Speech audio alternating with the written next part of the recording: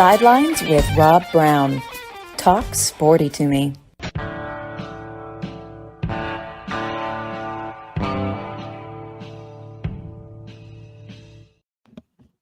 right, Rob Browne here with you on this cold, beautiful, though. It's beautiful over here, Cross County, Arkansas, Wednesday morning. We have a great show in store for you today.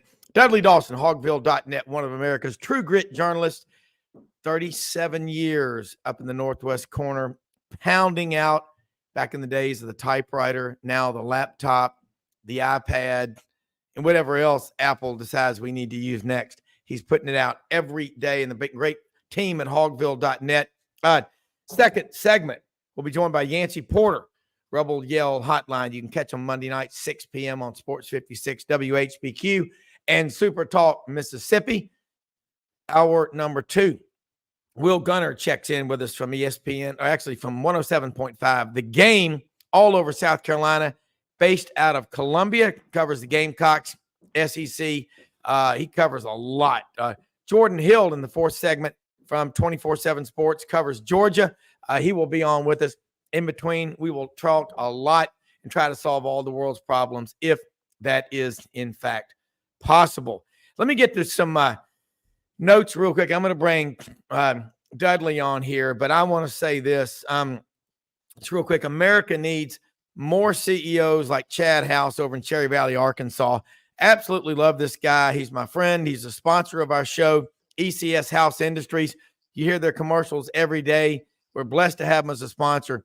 And I'll just read you what last night, and it was out there for a couple of days, and I just was like thinking about this is why you love our sponsors and the people that support this show. And Chad House said, well, it's that time of the year again when I get to enjoy the best work day of the entire year, bonus day.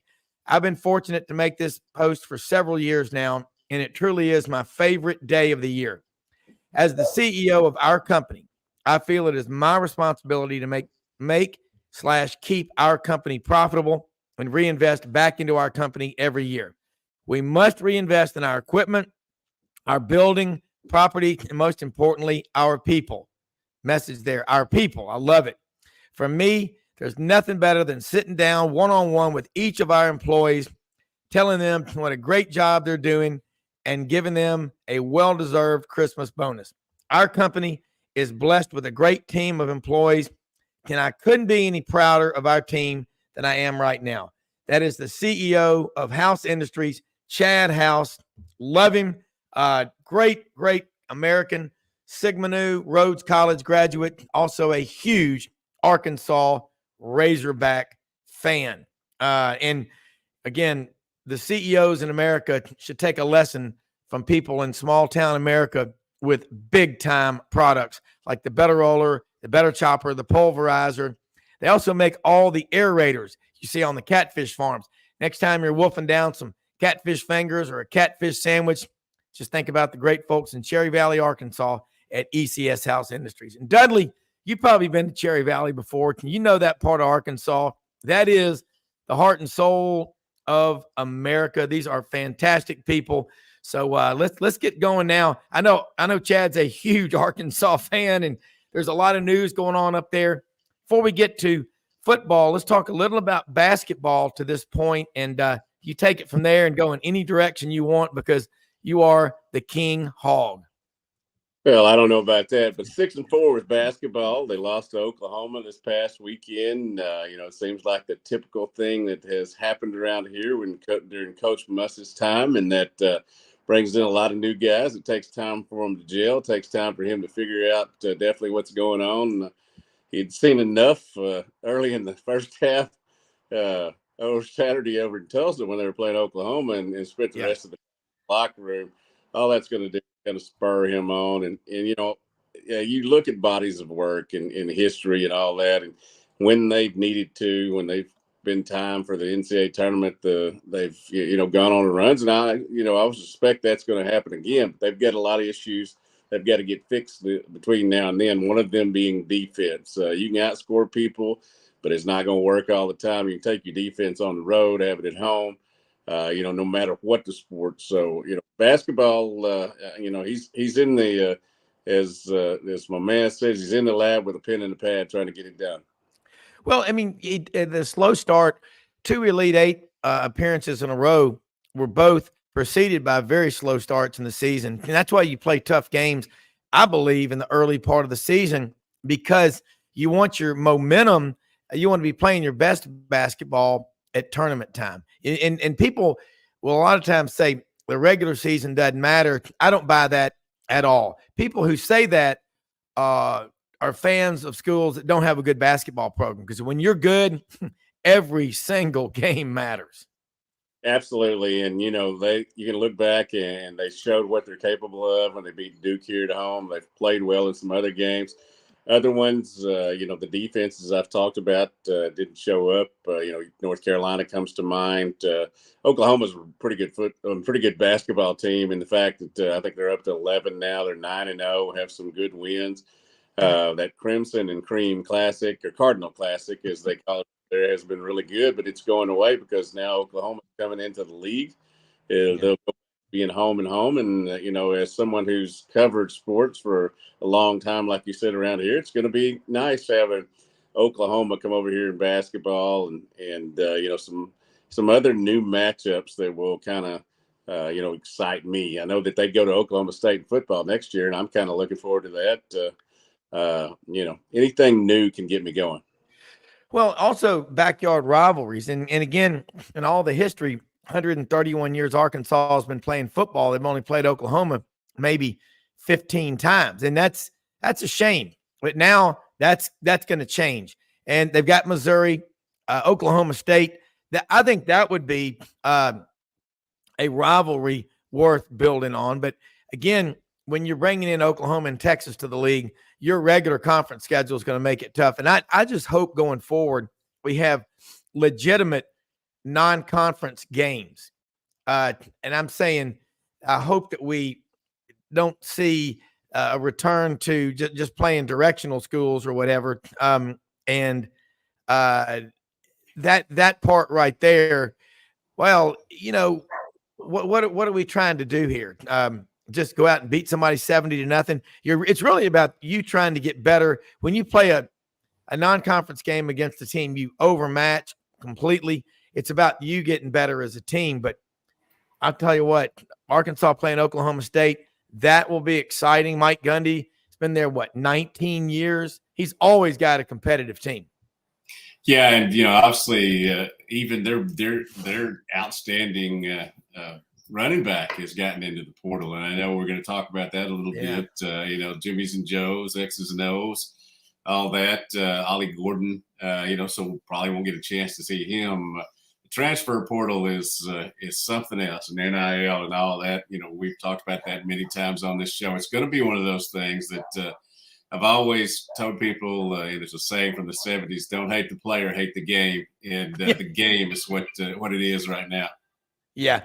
I got to say this too. Robert Durham in Bowdoin, Georgia, over there near Atlanta. How about the Bowdoin, Georgia high school Red Devils for winning back-to-back Georgia high school football state titles? That is incredibly hard to do. As you know, as much high school football as you cover, Dudley.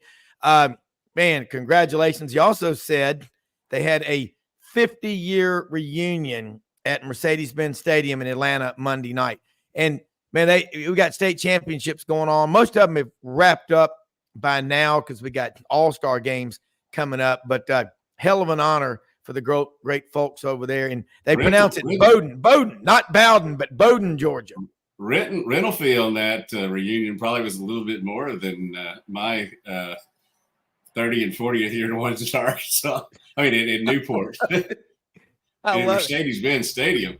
Yeah. Well, I mean, they're right outside of Atlanta. We were at Mercedes-Benz Stadium for the SEC championship game, and that, like I said, owed the death to the scalper. Third, fourth, fifth generation scalpers, have been disenfranchised. So we may have to start a movement to bring back paper tickets. But then again, you don't have to worry about leaving them, on the table in the kitchen and driving 6 hours. Oh, I forgot my tickets. But the secret Yeah, there you just was have to worry about your phone running down.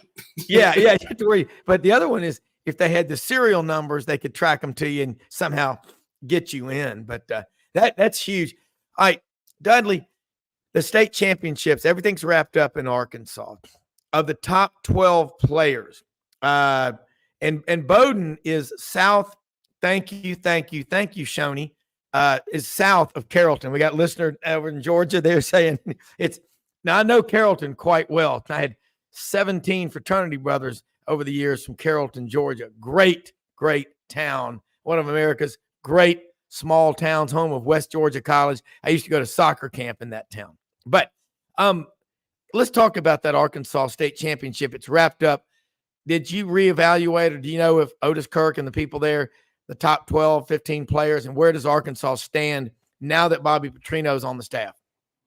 Well, it's going to be interesting. This is toward the end of this month. Obviously, you've got, it's coming up here soon, the early signing period, and you've got a couple of guys. Courtney Crutchfield from Pine Bluff, an outstanding wide receiver that Bobby Petrino and Sam Pittman went down to see.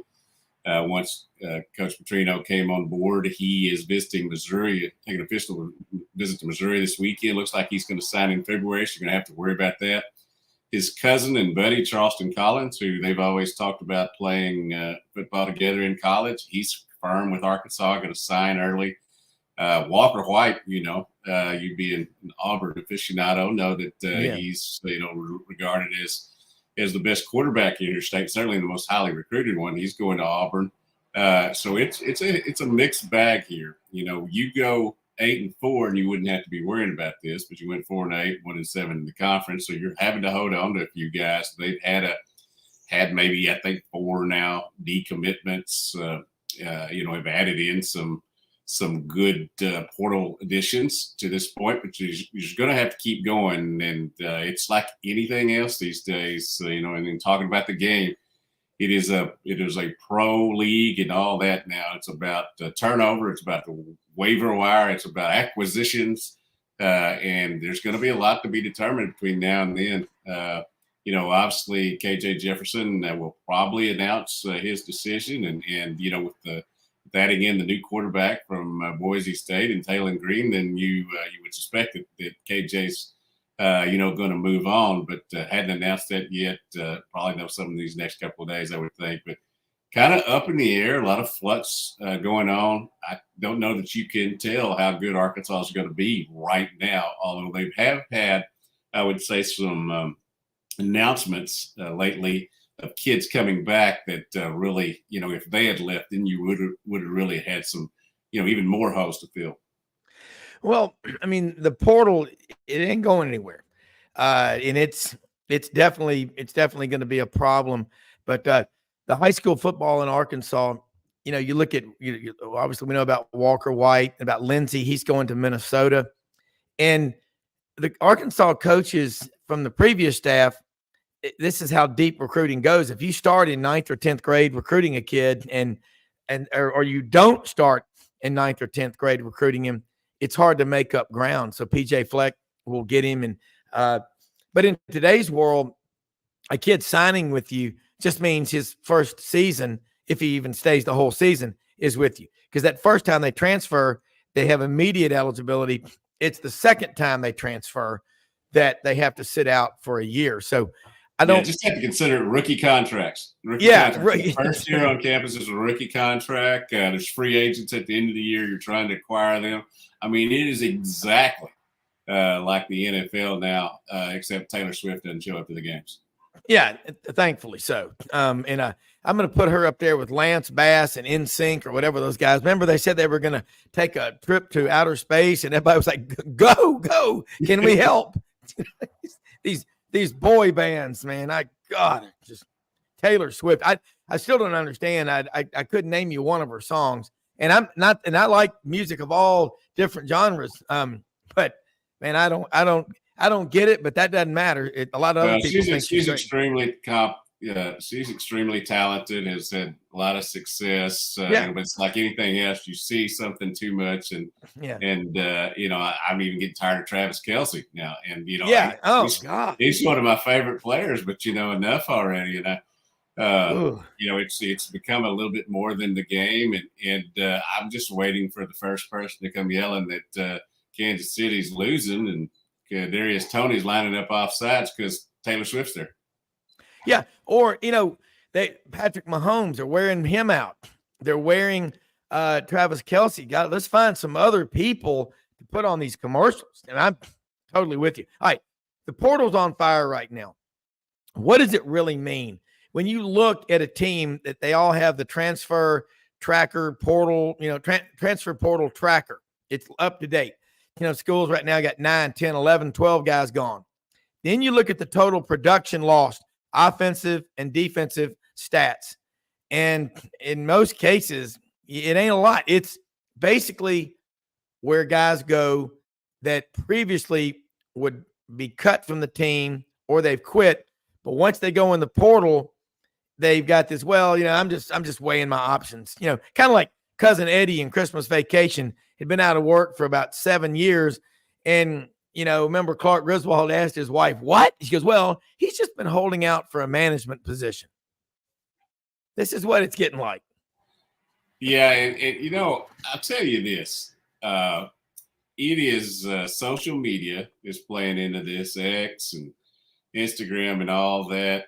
There's kids announcing they're staying. Well, you didn't used to have to do that. Yes. People just knew you were staying. But, if I hear the phrase run it back one more time, I mean, if I came off a 4-8 season and a 1-7 season, I wouldn't say run it back. I'd come up with a different phrase like, let's do it different. I'm back. Let's do it different, something. But run it back. I don't claim to be a great writer. I'm a hard worker and a reporter, but run it back maybe is not the phrase. And I'm going to tell you something. I got a thing I'm going to bring on here in a second, but I talked to a coach at a school just an anonymous, but he did tell me this the other day. He said, look, yeah, you're seeing these kids come out now and, they all go to the same speechwriter when they're leaving your school. These last 4 years have been the best years of my life. The Arkansas family, the Tennessee family, whatever, I will love all my life. My brothers on my team, my coaches, the memories will last a lifetime. I have grown and become a better man, blah, blah, blah.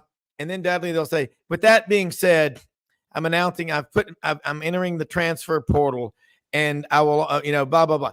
But now here's an example. Here's an example. We have breaking news right now. The Rocket Sanders, who had a phenomenal year 2 years ago for Arkansas last year, obviously injuries, had one great game in Florida, which is, going to be held up as the game of the year for Arkansas, has committed to South Carolina.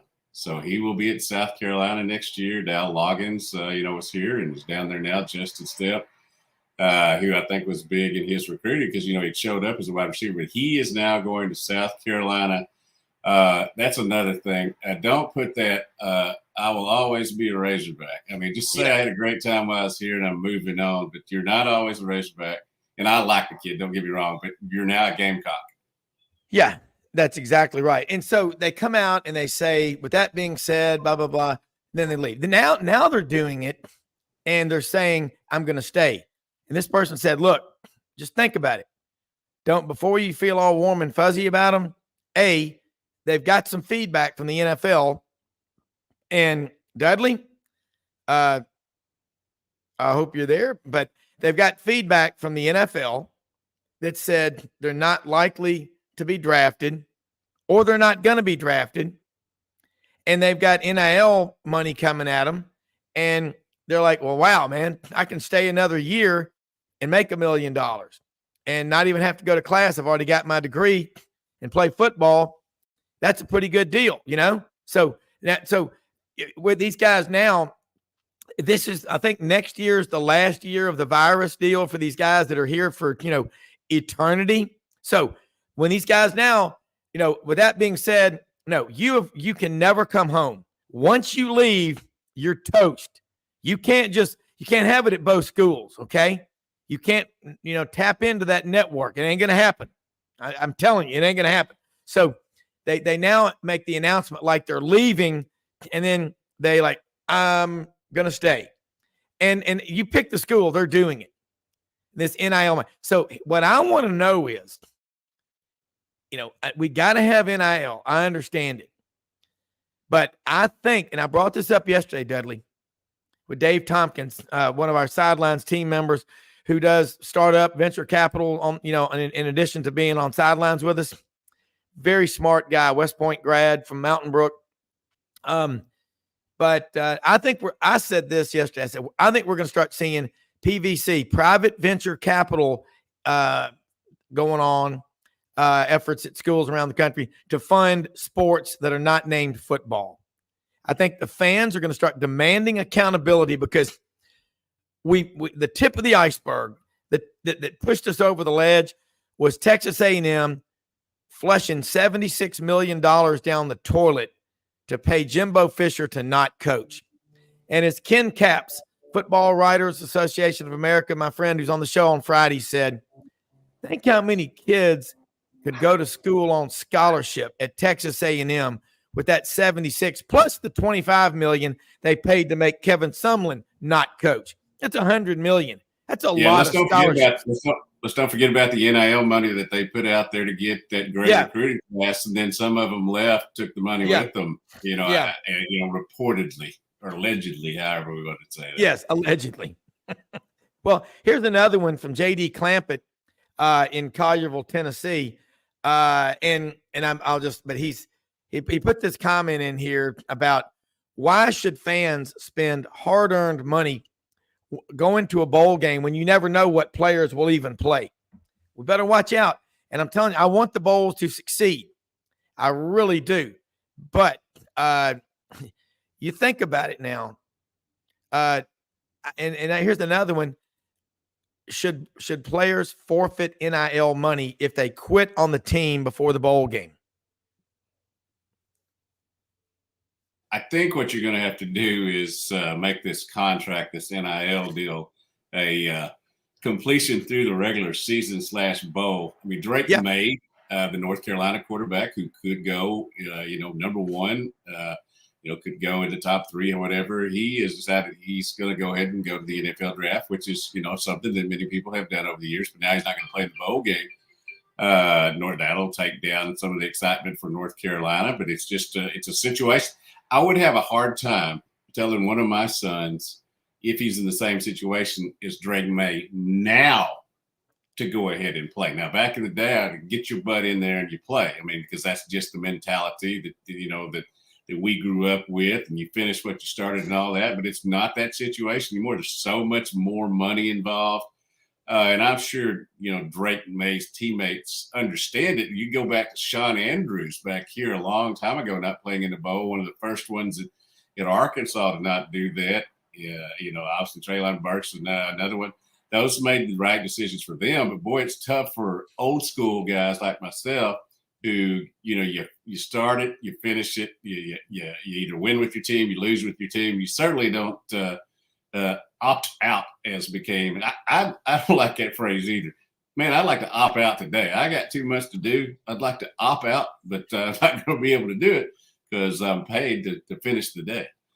Well, if you don't learn as a kid to not quit, you'll do it as an adult. You cannot. The term opt out, that came up during the virus when they started making it okay to just quit and not try. Pull over to the side of the road because it's raining. Turn on your windshield wipers, man. Keep your windshield clean. I mean, I will say this. I will never think it's okay. You can tell me how much money they're going to make, but a scared man ain't never want to fight. And everybody waits for it. Makes me mad when a guy won't play because, Dudley, I believe so much in what you just said, but what you just said is exactly what needs to keep going on.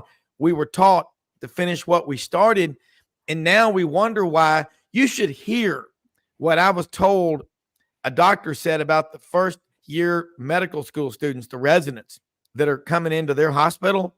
He said these kids are pathetic. They whine, they complain. They go to, HR and whine if you yell at them and chew them a new one. I mean, that's just part of life, I mean, there are times when you get ripped so hard you can barely hold your head up. That's just part of it. And if you can't handle that in your first year as a resident, that's what happens when you start letting people in medical school or whatever that aren't qualified, and you lower the standard because you want to make everybody feel less uncomfortable. That's not the guy I want doing my brain surgery. No. Sure. Yeah, I mean, look. I'll tell you, here's just a little example. Yeah. Here's just a little example. We've got a great story this week. Kevin Kelly, the former Pulaski Academy head coach, who was so successful, got a lot of national acclaim, 2016 National Coach of the Year. He's back. He's going to coach at Sheridan, which has had 2 winning seasons since 2000. Last winning season, 2007. You talk about taking on a challenge. Yeah. He had a busy day yesterday, met with the coaches, the players, and he called me back about 9:45. I was grateful that he called me back, was able to get a story up, get quotes up.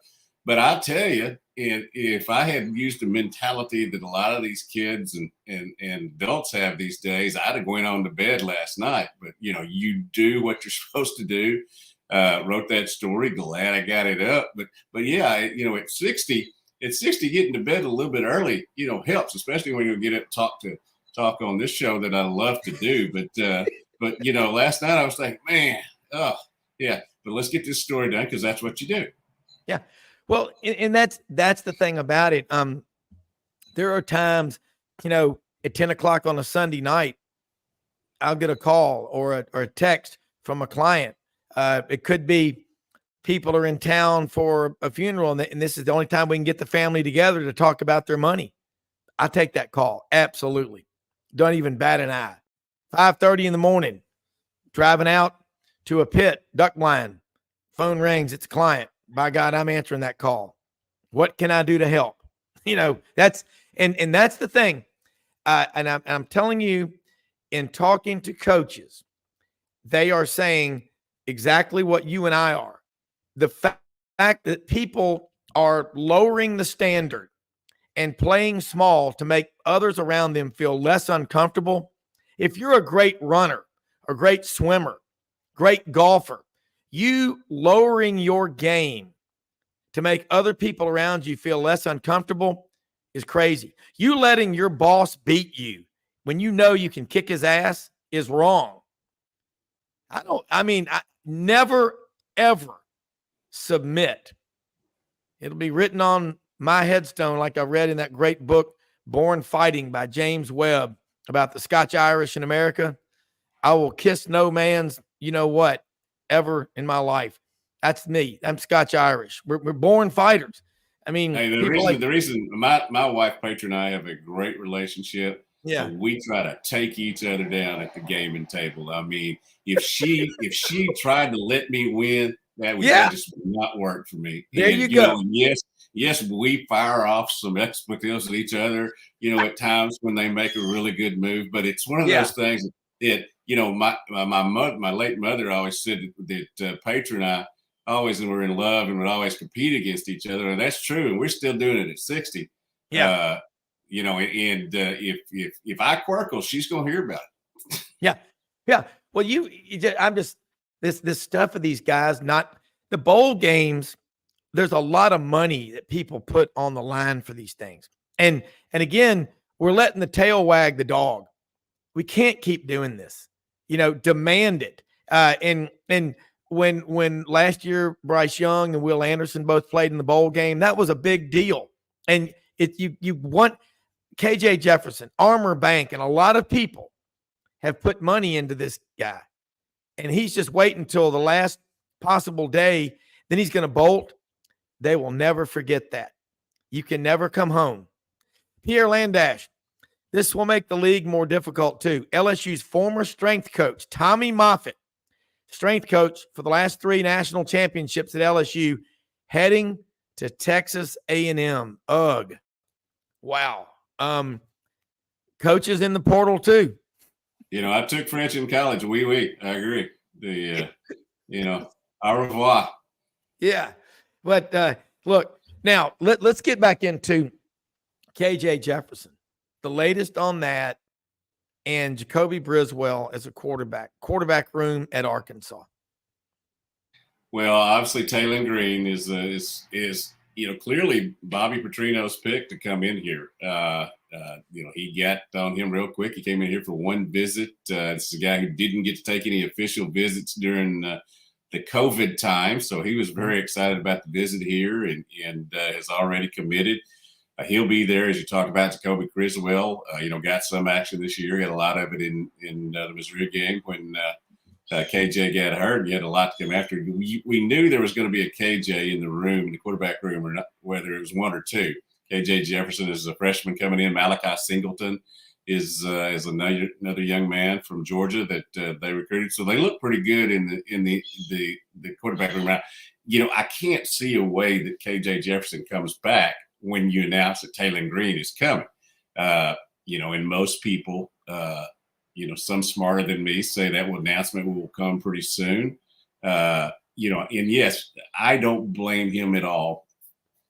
You are right in that some people will be upset about him. Number one, because the last thing that happened was, they went out on a 4-8 season, but he did a lot for this university. I wish him well if he goes somewhere else in the SEC or wherever. That's part of not being – that's the good part of not being a fan. I'm objective about it, and they can go and do what they want. But I expect, that to come pretty soon. And I give him credit for everything he's done here. He was here when it was bad. It got good. And then the last year was not anything that anybody wanted. He was thrust into a situation that most of us thought was going to be pretty good with Dan Enos, and he would help him become more of an NFL type quarterback. But that experiment just, floundered spectacularly. But kid's done a lot this, over the course of the time here, spent several years, will go out with some records and should be commended. But I know as soon as if he does announce he's going to say Mississippi State or someplace else, they'll all go out. Nah. Yeah. Okay. They'll be upset. People like people that stick it out. All right, let's take a quick commercial break. We're going to be right back with more. Yancy Porter, Yancy Porter, Rebel Yell Hotline will join us, but Dudley Dawson, Hogville.net's been on here. And I'm going to tell you what you just said. KJ has been there for a lot. You're right. And I don't know. I'm just one of these people that, it's ingrained in you not to quit. If you've got a dream, you follow through and you keep fighting. And we've gotten this far as a society, as a culture, as a country, by believing in this. We're not going to have a future if we got guys that just sit out. Try doing that as a parent. It does not work. We'll be right back with more Sidelines.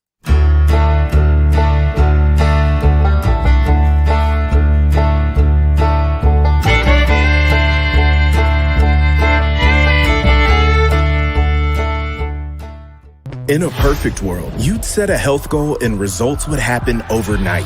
In this world, the real world, it takes time, dedication, and the right support to achieve your best self. The Vitamin Shopp's health enthusiasts are here to make sure you're not wasting a single moment on the wrong supplements. From the highest quality sports nutrition and superfoods to the most sought after trends, you'll find a huge variety of science-backed solutions for every goal. And the people to help guide you along the path to greatness. Unbelievably, every 2 minutes in our communities, a child is either bought or sold for sex. I am Ari Dickey, board member for the Nashville Anti-Human Trafficking Coalition. Join me and millions of others in our fight against human trafficking and for its victims by helping to educate the most vulnerable among us, our middle and high school students. Go to nhtcoalition.org, become a partner, and help keep our families safe, because none of God's children are for sale.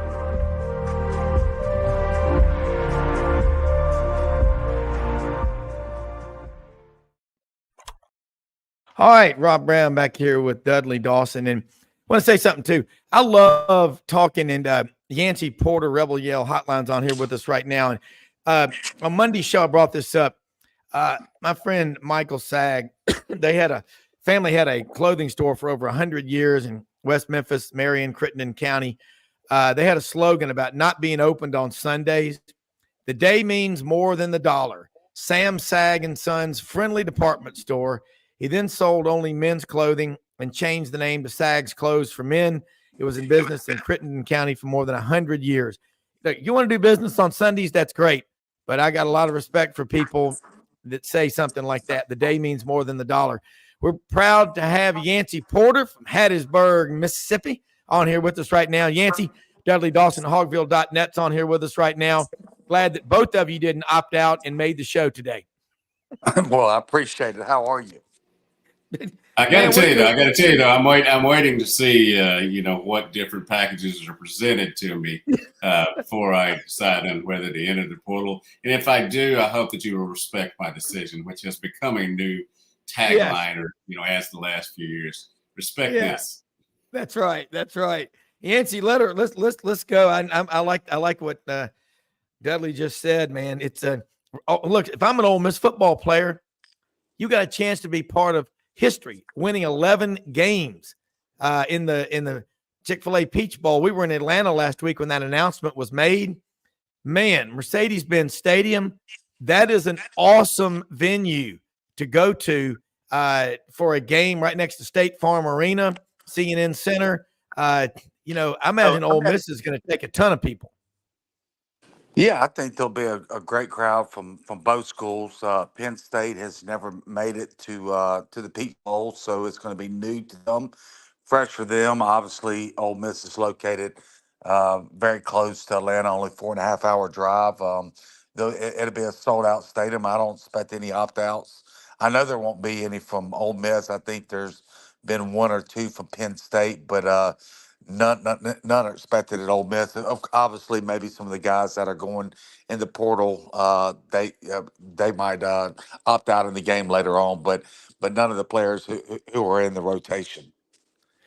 Yeah, and I'm looking at it right now. Ole Miss, when you and I were talking in the preseason, and Dudley was on here, and we're talking about the expectations, a lot of people were Ole Miss would struggle this year, and I was like, well, they still have Lane Kiffin. And nobody's doing a better job of going into the portal, vetting these players and finding players that fit into what they do than Kiffin and that staff. Yancy? Sorry about that. I agree. Yeah. I agree. Okay. He obviously came in and got Pooh Paul, the linebacker here from Arkansas, which, great kid. Had very productive time while he's here. He's going to be a big player for them down there. Yeah. Yancy, we lost you there for a second, but jump back in on that portal. Just talk about Kiffin and the staff, the way they vet these players. I don't think that anybody out there does a better job. No, I mean, you got to get creative at schools like Ole Miss, right? It's not a traditional blue blood like in Alabama. Or Texas coming into the league where you can recruit top 5 year in and year out of the high school players. So you have to get creative. The portal has really helped out a Lane Kiffin-like coach. He's very creative in the portal. He's already got 4 of the top 50 portal players in the country right now. They got one there at Arkansas that Dudley was just talking about. They're obviously going to need some help there at linebacker. They lose 2 out of their 3 top linebackers there in the rotation. He's gotten 2 defensive backs, 2 safeties, one out of Oklahoma, one out of Indiana. Very productive players. The one out of Indiana had over 80 tackles this season, was all Big Ten. And then, they're in it on a lot of big time players. 4 out of the top 8 players in the portal this year have come in on visits in the last week. One is expected to come in this week in Walter Nolan. He's the number 1 player in the portal, regardless of position. And then they had Prince, a defensive end out of Florida that was all SEC this year. They had Juice Wells out of South Carolina, wide receiver. That was all SEC last year. So, he's really made his living in the portal. It's Lane came at the exact right time to Ole Miss. Sometimes life is all about timing. And, wherever Lane landed during this portal era, he was going to be very successful because players really that go into the portal, they start taking their careers seriously about what kind of scheme they want to be in, getting to the NFL. Whereas in the high school, when you're being recruited, it's mostly about relationships. They want to be told about how great they are since ninth grade, and things that really don't matter in the big scheme of things. But once you've been in college for a couple years and you want to get to the NFL, then you take going into the portal in a whole different reason than you do coming out of high school. And as a reporter, I love the fact that Lane Kiffin, you don't have to plane track him. He lets you know where he is with pictures. Every spot he's been so far, he's taking pictures, and that's just it riles up other fan bases. But I enjoy that. I've known him since he was born. When his dad was a coach here at Arkansas for a few years, one of Frank Broyles' top assistants, and he's always entertaining. Pisses off some people, but I enjoy it because I had a similar personality, according to my wife, back in high school. Yeah, and the thing about Lane is one, if you follow him on Twitter, you think he's a very outspoken person and, braggadocious and because he's always trolling everybody on social media, but he's the exact opposite. He's more of an introvert, very quiet person in actual life. And that's why the portal's great for Lane Kiffin too, because Lane is not really made to go recruit a player for 4 years and tell them how great they are for 4 years, like you have to do with these high school players. He's made to recruit a player for maybe 4 days. And, so it's the portal really revived and took Lane's career to another level. You know what? I like this comment. Ronald in Memphis, Kiffin is the Bobby Beathard of the portal. And you think about that, he's able to go out and vet these guys. And that is the quote that we've been waiting to hear. Lane Kiffin's not going to go out and stroke a kid for 3 or 4 years in high school. You the man. He's going to do it maybe 3 or 4 days. But they get there, and they look like they have a lot of fun at Ole Miss. That team looks like they love one another. They love being at Ole Miss. And I've always said to Ole Miss people, once you start winning 10 and 11 games, you ain't going to be happy going 7-5. It's going to be different. But Ole Miss people, and I think my wife's right. You go to a lot of these schools, the fans are so uptight. They're not having fun. They're more afraid of losing than they are having fun and trying to win the game. I think y'all would agree. It's everybody's waiting for the other shoe to drop at a lot of these so-called upper tier schools. And Ole Miss is as good as they want to be. They actually are having fun at Ole Miss at the football games. Yeah, and it all starts at practice, right? And the IPF and the atmosphere. They have wiffle ball games between the coaches and the players during practices. They're not practicing 3-4 hours a day and getting yelled out all day and everything very intense around the environment of the IPF there. It's very loose feeling. It's very laid back. Music always being played, games always being played. And that's just the everyday life around Lane's program. And that comes out on the field as well. So it's about the atmosphere you create inside your IPF. And obviously Lane has created a very loose atmosphere around that program. Yeah. And I think everybody's looking at Lane Kiffin. You're right. I'm not around him like you are, but when you see him at games, media days and stuff like that, he is quiet.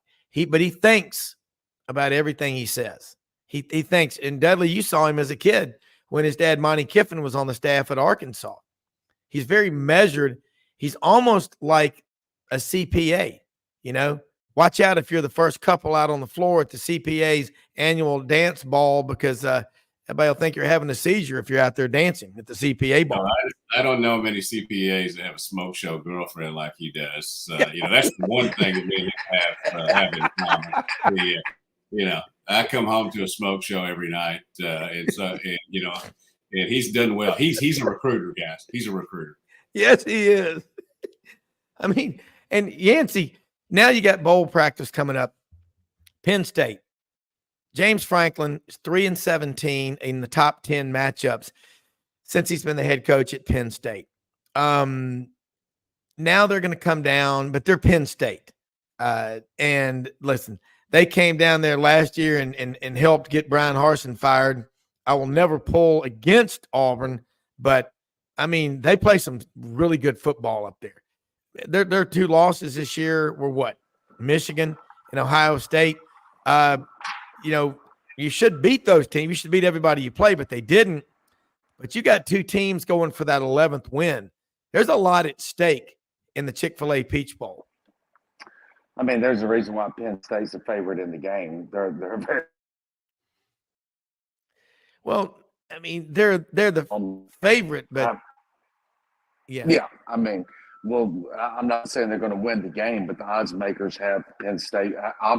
Actually, in ESPN's projections, they only give Ole Miss a 22% chance of winning. So they got players all over. They've got a few guys expected to go in the first round. 7 picks overall on their team in this year's draft. They're very talented. Franklin, we saw what he did there at Vanderbilt. He's a great recruiter. Well, I have a new affinity for Penn State too. I'm having my first. For whatever reason, they haven't allowed him to really air it out. They've done a lot of dinking and dunking, and the defenses have gotten tighter and tighter, and that's kind of hurt their offense. We'll see if they change schematically things up for this bowl game. But if there's one area that you'd like to attack Penn State, it's just kind of they're not really throwing the ball down the field much this season. Yeah, I have a new affinity for Penn State. My daughter-in-law, who will grace us with our first grandchild in February, had 2 brothers play at Penn State from Williamsport, Pennsylvania. So I'm sure that my grandson's going to be inundated with Penn State paraphernalia over the years. And I would think that my wife will make sure that plenty of Arkansas stuff set up there as well. So, and they're going to live in Philly. So I got to combat the Eagles, the Phillies, and the 76ers with Celtics, Cardinals, and Cowboys stuff. Yeah. Well, congratulations on your daughter and having a kid. And yeah, I'm pretty pumped, man. No doubt about it. 60 is getting about time for me to get some. That's right. That's right. It'll be about 60 before I get any either. But yeah, I mean, Penn State's, I think they've already sold over 22,000 tickets, as well as Ole Miss. They both have sold their allotments. So they're going to bring a big crowd. They're excited. Like I said, I think this is the first Peach Bowl in their school history. So it's something different. Hotels are sold out all around Atlanta. Unfortunately, been trying to find a couple for some friends, and it's going to be a big crowd from both schools, and it should be a great game. It really should. No, it will be. And man, Atlanta, for a big city, they do a phenomenal job of putting on events. And one of the things that I thought was really cool, they had all these volunteers at Mercedes-Benz Stadium a week ago Saturday for the SEC championship game that just helped you with tickets, finding gate. I mean, just before you even got there, they were just flowing with hospitality. And they really do a phenomenal job. And that venue there where you're going to be playing, you've been to Mercedes-Benz Stadium, and Ole Miss has been to several games there. It's golly, the tickets are what they are, but the food inside there, $2 hot dogs, it's some pretty good bargains there. And then there's just a lot of stuff to do when you're there. But I'm looking now, let's talk some basketball. And we talked about this yesterday. Coach John Brady, from Macomb, Mississippi originally, was on the show talking about Chris Beard and the job that he's doing. He's got Wes Flanagan on the staff with him, who was with him at Arkansas Little Rock, and he's got Alan Flanagan on there. They got a lot of new players, but most important, they're undefeated. But as Coach Brady said, they're about 6 points away from having a completely different record. Is this more than you expected in the first year under Chris Beard, or exactly what you would expect from my kind of coach, a guy that's intense, really intense, and will get every ounce of talent out of every player he ever coaches? Well, I don't think anybody expected a 9-0 start, top 25 ranking right now at the beginning of the Beard era with a new team. But yeah, I mean, he's created a buzz, similar to what's happened at Arkansas and Auburn. The city and the fan base is really taking notice, and I think at the Central Florida games, it looked like there were more Ole Miss games in Orlando, Ole Miss fans in Orlando than Central Florida. It was a huge crowd there, and in the past, you might would have had the coach's family there, maybe a player or two's family there. So, it's exciting. I mean, he is definitely he has put up the red alert for this basketball program, and they're playing well. The thing about it, though, is they were really, really bad at the beginning of the season. It looked very similar to what we've seen the last several years at Ole Miss. Poor shooting team, lack of defensive rotations, a lot of the same enigmas that had happened in the prior years. But they are, in my eyes, and I watch a lot of college basketball, maybe the most improved team in the country from game 1 to game 9. And you're right, they have played a lot of games that have come down to the last shot. But what that does is when you keep winning those, and I believe they won 6 out of 9 games that way. Yeah. You keep winning those games, it builds a belief within your team that we're going to win the close games. And as you know, when you get in conference play, there's going to be a lot of close games, and those are the ones they've been losing in the past few years, and they're winning them this year. But when you've got a 7'5" and a 7'2" center, big guys like that down low that are great rim protectors, they got 3 guys that are scorers in that lineup. They're still waiting on Brandon Murray to get eligible for the NCAA, and there's a lot of fingers crossed on that within the program. They really believe that he's going to get eligible any day. That's going to add another score to that rotation. But they are playing really well. And this Juju Murray that came in from Brooklyn, he's tough as nails at point guard. And when you got a point guard that is really talented like that and tough-minded, it can really carry your team a long ways. Yeah, I mean that 6 points, how close it is. And Dudley, you look at Eric Musselman, Eric Musselman, Bruce Pearl, Chris Beard, those are 3 coaches right there. They'd be fun to play for. You may not feel that way. The practices are really intense, but I'm with Dudley. You win those close games, it instills that belief. It just makes it in your mind. You got to play the full 40 every game. Not 39, 42, but full 40. I love it. All 3 such no passion, no intensity guys either. I mean, I'm being sarcastic, obviously. They all get after it. Their teams usually adopt their mentality.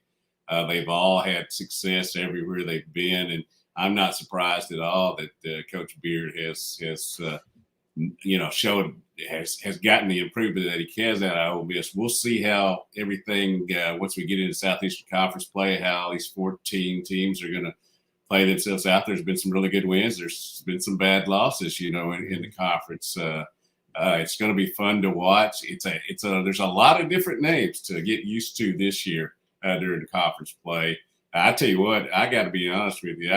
I never liked finals when I was in college, and I certainly haven't liked them this week because there ain't been any good college games on.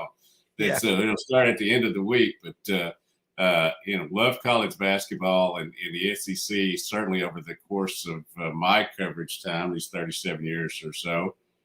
Started out in the SWC, obviously, has become a conference that to be reckoned with. I think nine teams Joey Brackett's had in his bracketology yesterday, and Arkansas wasn't one of them.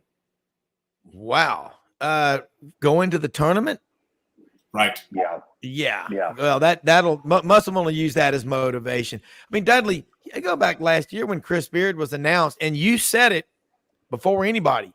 You were the harbinger of great things that would be coming Ole Miss's way. But I watched his introductory press conference from the pavilion.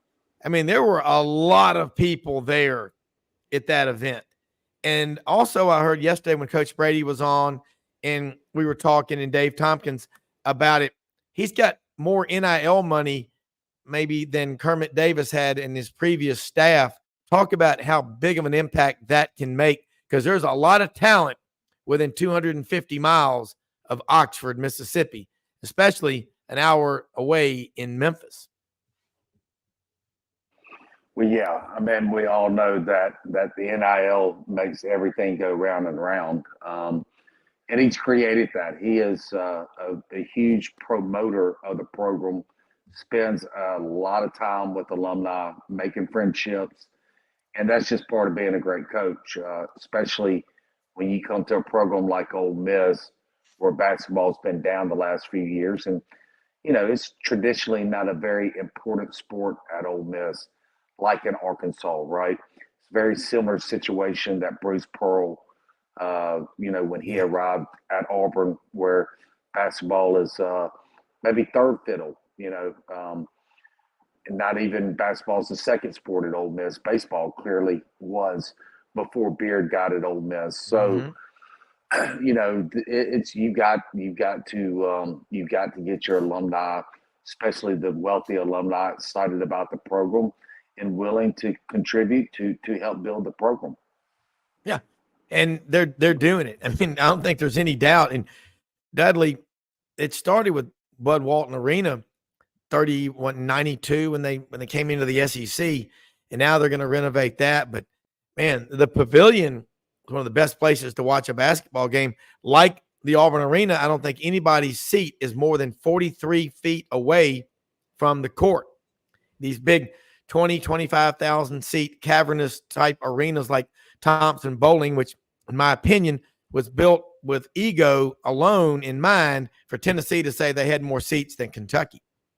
Yeah, it's been interesting over the course of certainly the last 10 to 15 years, the changes that have been made in terms of funding and putting money into programs, basketball programs in the SEC. A lot of it used to just go into football. I can't even imagine what the portal and NIL would have been like back in 10 to 15 years ago when basketball wouldn't have been getting any money. Yeah.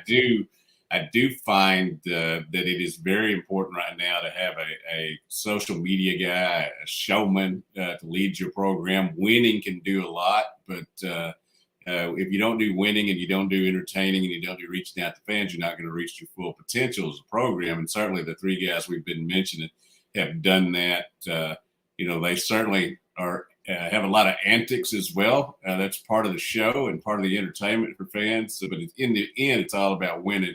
All three of the ones we've been talking about have been very successful, and that's why, as Yancy said, maybe basketball has moved up from third fiddle to second fiddle there, and everyone around here would care about football until the end of the season. Once it got 2-6 here, people were screaming about basketball being right around the corner. It tells you what the mentality was here. And I want to go back to one thing. Y'all were talking about close wins and close losses and different things. You win a lot of close games, you'll get a $6 million contract, and Jimmy Sexton will be your agent. You lose that, and they'll be trying to take it back away from you. That's the way this works in the SEC. Yeah, it really does.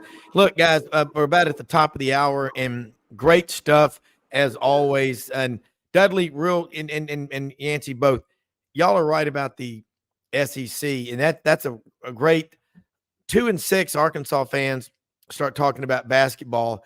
That's nice to have that insurance policy in your back pocket. But Yancy, I've been to a lot of basketball games over the years at Ole Miss. Andy Kennedy won about 20 games a year over 12 years. Then they had I thought Kermit Davis would be a great success. He's won everywhere he's been. It didn't work out. But I think Ole Miss people, it's an easy place to get to on a weeknight for basketball games.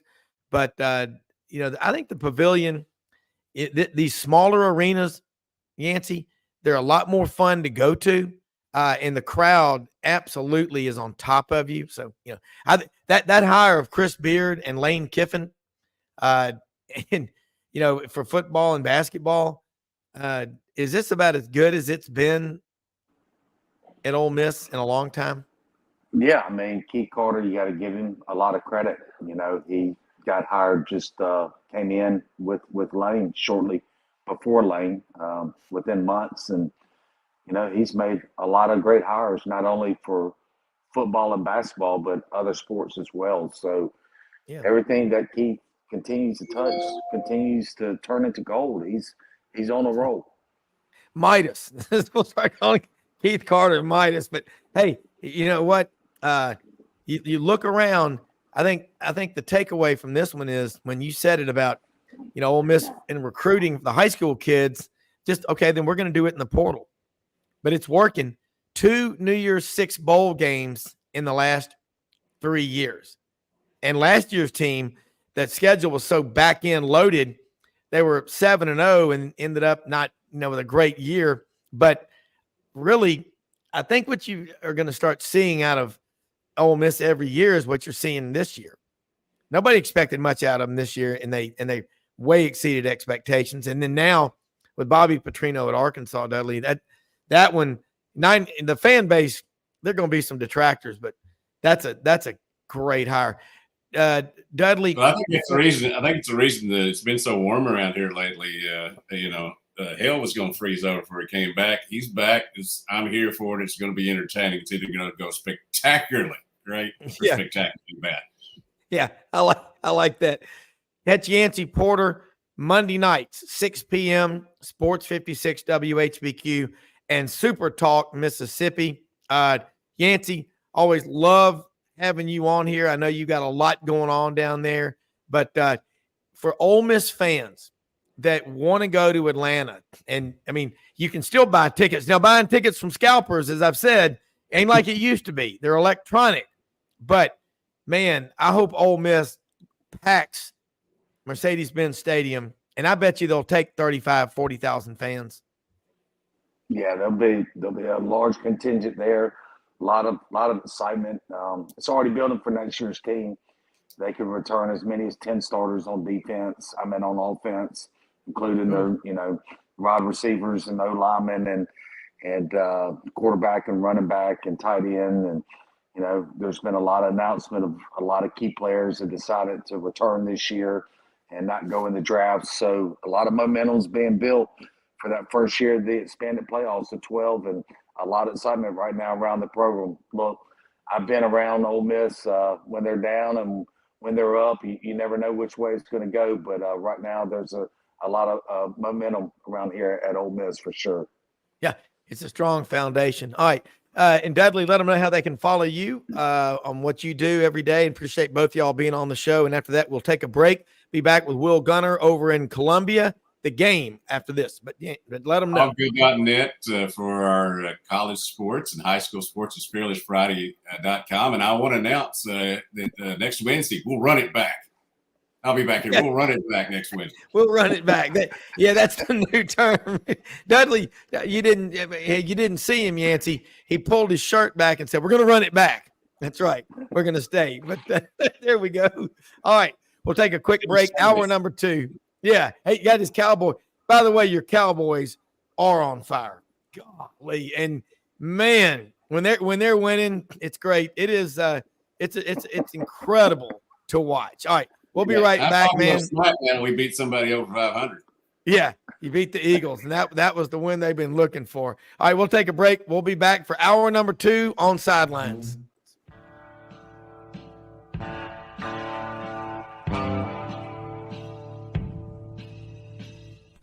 Red River Ford and Toyota, located in Wynne, Arkansas.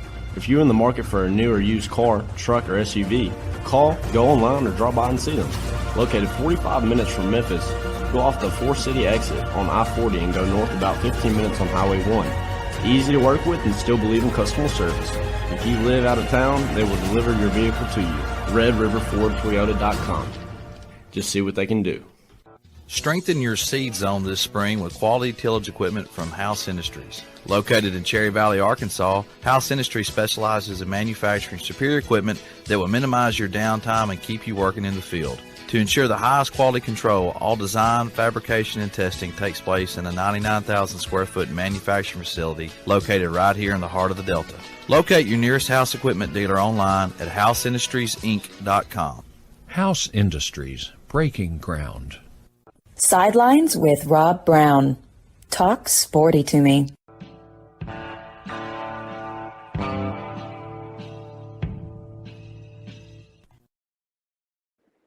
Rob Browne and Yancy Porter back here. We'll be joined in just a minute by Will Gunter. I know they were recording something like a Christmas carol or something on his show. So he goes, maybe running a few minutes late, but look forward to having him on here. Talk about what Shane Beamer and the guys are doing over in Columbia. And Yancy, just, I like someone put a question up here a few minutes ago about whatever happened to the NCAA clearinghouse. And it's just kind of gone the way of the dodo bird and the VCR, hadn't it? Well, it's all about transfers and not grades anymore, right? I mean, I can, cover recruiting for 25 years. I never hear about grades anymore. The first 20, 21 years of recruiting, especially Mississippi, is about who is going to become eligible academically. And now you don't even I don't even know if anybody's ineligible academically anymore. It's I don't know what happened, but something happened on the high school front where everybody's eligible now.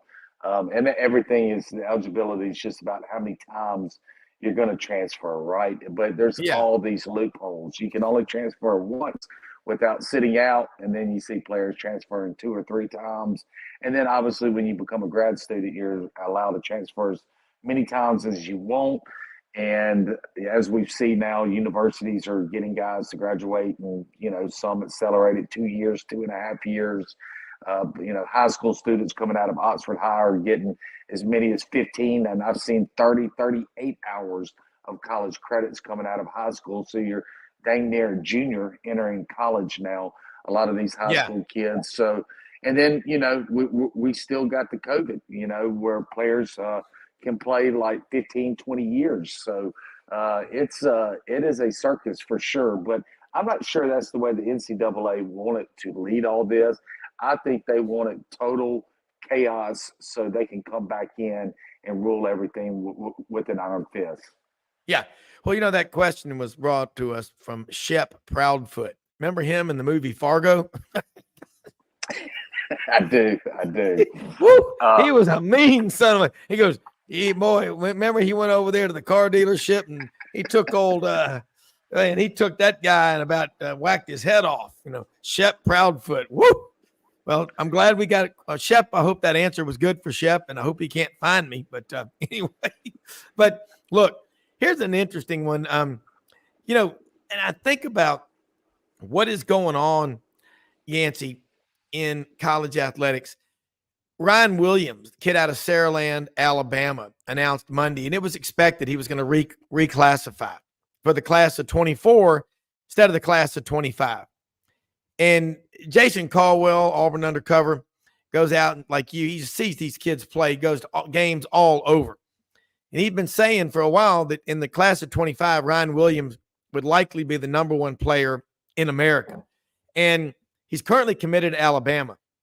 His father played football at Auburn, left the team, but still loves Auburn.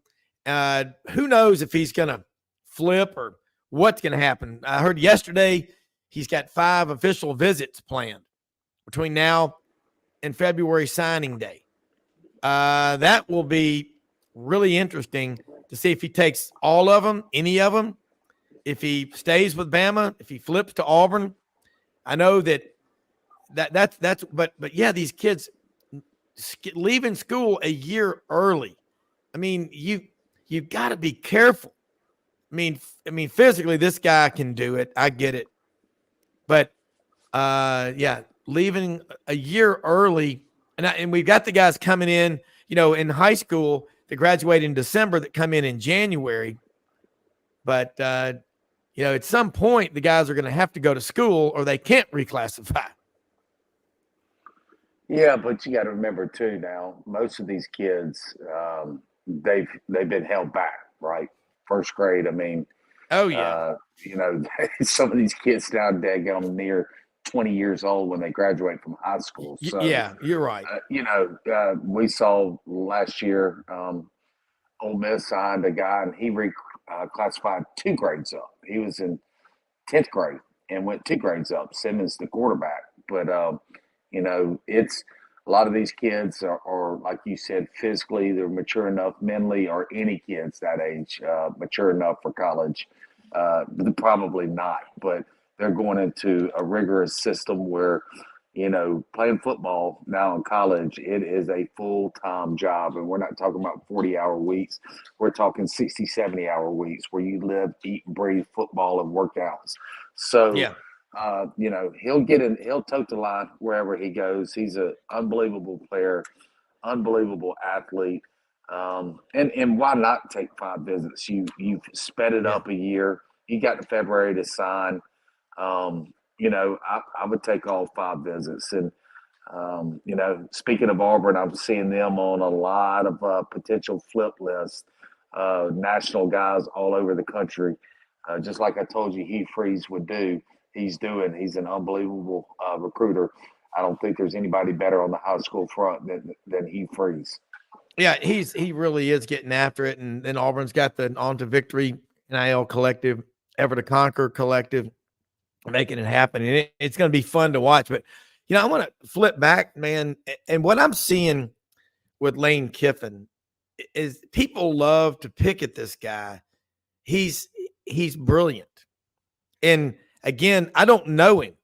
I've met him a few times at media days or a game or something like that. You are around him, but who really gets to be around him a whole lot? But he seems like personally he's happier than he's ever been. His family's there in Oxford, his kids. I mean, as a father, we're both fathers. Nothing's more important than your kids and having them around, as much as possible. And that right there is helping him to be a better coach. And you talk about these guys in the portal, man, you're getting Paul, the linebacker from Arkansas. Everybody wanted that guy. He already had a team, Arkansas. And here he is coming to Ole Miss. And I think about guys like Ulysses Bentley, the fourth, came over from SMU. Quinshon Judkins. Wow. The guy knows how to find talent. Let's talk about other members of that staff that are critical to Ole Miss's success. Well, you can start right there within his family. Monty Kiffin, right? He's a great evaluator. Yeah. He does a lot of things. He's in the film room, the first one in there and the last one out, still going strong. Monty Kiffin, Derek Nix, the wide receiver coach, has been there for, it seems like forever. I think he's been through the last 4 or 5 coaches for nearly 20 years now. And the relationships he's built around not only the state of Mississippi, but around the South. But he's a great evaluator on the offensive side. Wait, let me interrupt you. I don't mean to interrupt you, but I've got to. Is he from Etowah County, Alabama, Gadsden? Yes. Yeah. Okay. I thought so. Yeah, he's Derek and Ty Nix. Both of them were stars there at Ole Miss. No, no, they played at Southern Mississippi. Southern Miss. Yeah. But they're both from Etowah County. Yes, they're both from. That's exactly right. Coosa River, because incredible guys. You're right. He's like Joe Witt was at Auburn for 25 years. Yeah, that's right. That's right. Kind of a statue there. Doesn't matter what coach comes in, he's going to be there. He was the only person that inside the administration or coaching staff that stayed at Ole Miss. That lets you know the value that even Lane saw in Derek Nix. Randall Joyner, the defensive line over there, he's the glue. He's a guy that is not only a great evaluator. He came over from Ohio State and SMU. But he's a great coach and he's a great recruiter. I've talked about the defensive line being a team strength now for a number of years, especially the last 2 years. And it's because of Randall Joyner. They've got they had 4 or 5-star players on the defensive line of the state of Mississippi this year, and Ole Miss got all of them. And, traditionally, State has done very well with the defensive line within the borders, and Ole Miss was able to sweep the state this year. And he's a dynamic personality guy. Players love to play for him. He's a great evaluator, and he's a great recruiter. I just said that Prince over there, all SEC defensive end from Florida, he just left campus yesterday. Many are projecting him to land at Ole Miss. We'll see if that happens or not.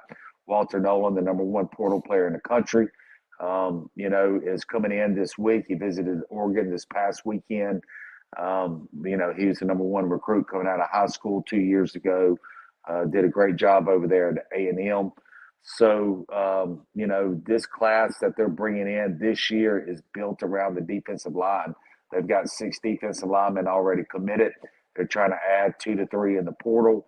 They like to, one thing that Lane, if you notice about him, he's going to spend more scholarship money on the defensive line than any other position. So you think of him as an offensive guy, but he really values that defensive line. And Randall Joyner being that defensive line coach has been huge for him. So those are a few guys. And then a guy named Kevin Bolden. Kevin Bolden is a guy that also played for Southern Miss. He's a guy that is behind the scenes. He's out there recruiting right now because they're down a coach. Their tight end coach, became the offensive coordinator at East Carolina. So he's able to be on the road right now recruiting. He's been invaluable for Ole Miss in their recruiting efforts. And, the one thing that like Saban, what Lane has done is he's become a resume builder. By that, I mean, coaches know that if they come coach under Lane, they got a great opportunity to advance their career. Position coaches become coordinators become head coaches. Yeah. And when you establish that kind of identity within the coaching ranks, you can really go a long ways. Yeah, no, you can. And I look at a guy like Derek Nix, but the stability that he brings in, the relationships with the high school coaches and just alumni boosters. You have to have that kind of glue there in your program. And again, Monty Kiffin, he's known for what? Did he come up with the cover 2 defense? I think he did. I don't want to say for 100%, but I think he did. I think he did come up with the cover 2. Yeah. Okay. All right. I'm out there in the duck blind hunting this past Sunday at Our Lady of the Flooded Rice Field Catholic Church. And I'm out there hunting with a friend of mine in the club who went to Ole Miss and, was a manager.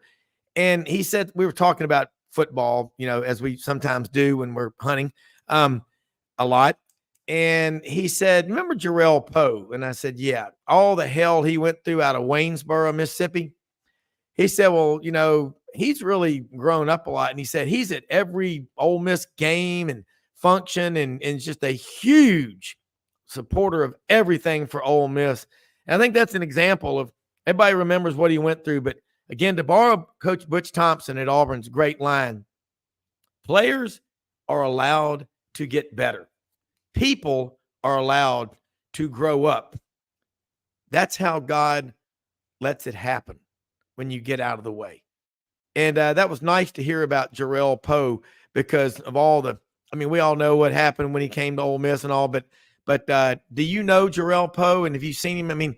But for John to tell me that, and he knows, he said, yeah, he absolutely, that's what you dream of, a guy that maybe he comes in with difficult circumstances, but he doesn't quit and he perseveres and he fights on through. Yeah, I know Jarrell very well, very personally. Life is dealt him full of up and downs throughout his life, as everybody goes through, and he's persevered, and he's a great example that you keep fighting through, and good things that happen. He's had bad things happen even as late as in the past year.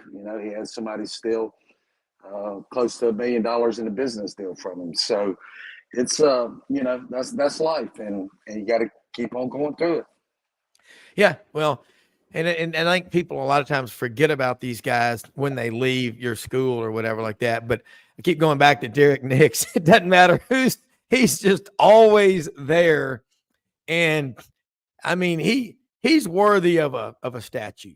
I mean, that really is big. But, and I'm looking at here at what's going on in college athletics right now. The guys that, this is significant. Ole Miss can get an 11th win in a season, which they've never done before. I mean, some schools happens a lot. It doesn't happen a lot at Ole Miss. And I hope, and I bet you Lane Kiffin has told them that. Is there anybody on that team, maybe Derek Nix is that guy, that's the historian? Because do you know how important it is? A friend of mine told me, he said, in the Army, Rob, they teach about 10 hours of Army history in the 13 weeks of basic training. In the United States Marine Corps, they teach about 100 hours of Marine Corps history in the 13 weeks of basic training. You think it's any accident that there is just, let's be honest, let's be objective, there's nothing like a United States Marine. That pain that you go through and all that is temporary. And as they say in the Marine Corps t-shirt that I earned it, pride is forever. I hope there's somebody at Ole Miss that's talking to these guys on the football team about this. Nobody's ever done this before. And Ole Miss has got a pretty damn good tradition, but nobody's ever won 11 games. This is history that can be made. Yeah, I mean, certainly that's a very big bulletin point for this last game. Let's make history, get to 11 wins. Ole Miss has won national championships, but so you're 12, 13, 14, and some 15 games. So yeah, it's the next step. And like you said, once you win 10, 11 games, 7 and 8 does not cut it anymore. And you start winning 10, 11 games a few times, and 10, 11 ain't going to cut it either. I mean, you got to feed the beast. Yeah. Well, look, winning in college football is, like I said yesterday, the movie Jaws. Remember the first time he went down with a couple of barrels? And they said, we're going to need a bigger boat. That's right.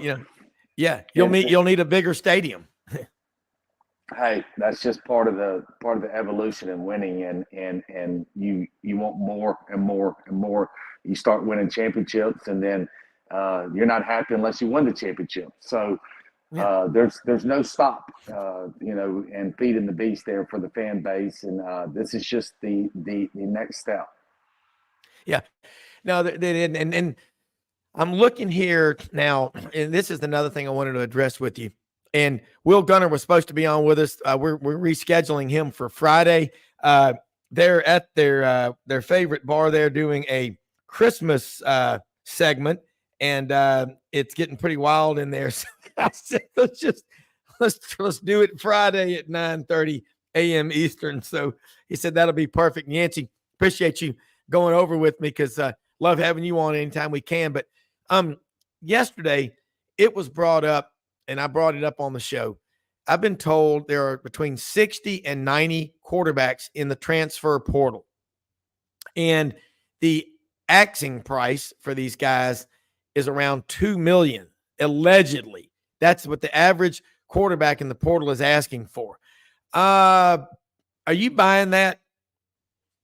No, I don't buy it's $2 billion.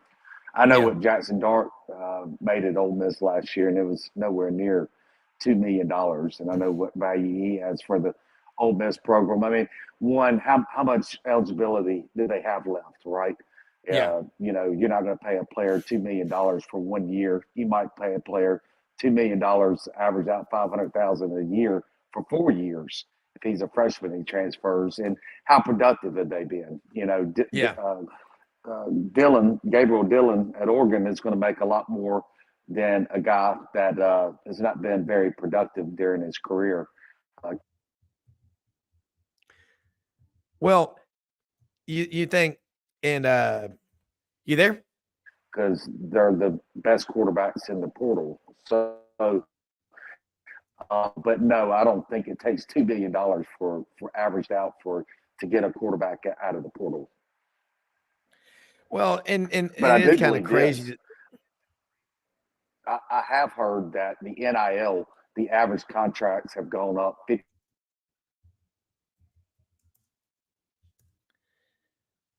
They've gone up how much? Much money at the school. So, it's a free market. This is, this is America. And I'm not against it like a lot of people, but at some point, it's just, you only have so much money. Well, that's what's going to happen. The free market will correct it because, again, what it's like in tickets prices for a game. Someone will say the tickets are going for $5,000. Well, maybe 2 tickets did, but most of them are not. Because you and I, we all know people that have money, a lot of money, some of them ridiculous amounts of money, but they didn't get that by being stupid. And there may be a quarterback or two getting it. And what one very wise football friend of mine said was about Dylan Gabriel leaving Oklahoma and going to Oregon, said he's a 5'10" quarterback. Kyler Murray's 5'8". And some of them are 5'9". But in all likelihood, Dylan Gabriel won't be drafted or won't be drafted high. And if he can exercise free agency in college, he played at University of Central Florida, then he transferred to Oklahoma, and now he's going to go to Oregon. Maybe he doesn't want to go play SEC defenses. I don't know why he wouldn't, but that's the people love to get a high number and throw it out there and think that everybody's getting that same. Of the 60 to 90 quarterbacks, 2 million's the average. Give me a number, Yancy. We're talking with Yancy Porter, Rebel Yell Hotline. Catch them Monday nights at 6 p.m. Central on Sports 56 WHBQ and Super Talk Mississippi. But give me a number, Yancy. Of those 60 or 90, how many do you really think are getting $2 million or more in NIL? 2. Cam Ward, Dylan Johnson. Dylan Gabriel. I don't. Yeah. I think the average, if he averaged it out per year, if they've been productive, it's going to be in the 500,000 to 600,000 range. Between 500,000 and 600,000. Yeah, I think that's if they're very productive, that number will grow. It can get to $1 million, and then in the unique cases like Gabriel, like Cam Ward, 7 digits definitely is going to take to get them. All right, another one. JD Clampett, Collierville, Tennessee, asking a question. I thought you could only transfer once. How the hell can you transfer 2 or 3 times? Well, the old rule was they were transferring whenever, their pillow wasn't soft enough. But now you can transfer the first time and have immediate eligibility. The second time, unless you have completed your college degree, you have to sit out a year if you transfer. Is that correct, Yancy? Yeah, but you got to remember, you're free to transfer as many times as you want once you become a grad student. And a lot of these colleges now are graduating players within 2.5 years.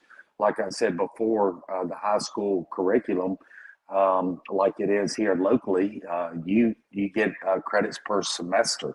So kids are entering college now, 15 to 30 hours of college credits. So they're already sophomores, some close to near to be juniors when they enter college. So once you get that grad degree, you are allowed to transfer as many times as you want.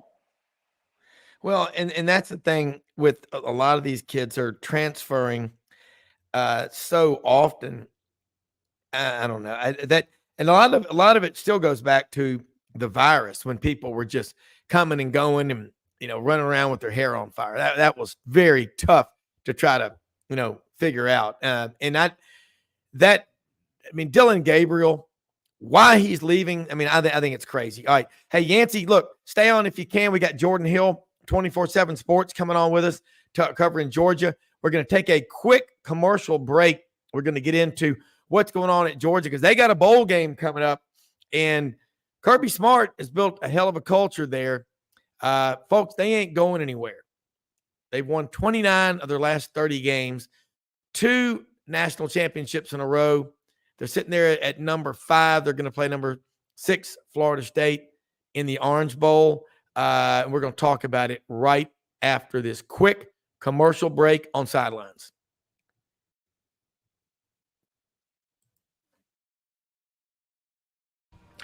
Unbelievably, every 2 minutes in our communities, a child is either bought or sold for sex. I am R.A. Dickey, board member for the Nashville Anti-Human Trafficking Coalition. Join me and millions of others in our fight against human trafficking and for its victims by helping to educate the most vulnerable among us, our middle and high school students. Go to nhtcoalition.org, become a partner, and help keep our families safe, because none of God's children are for sale.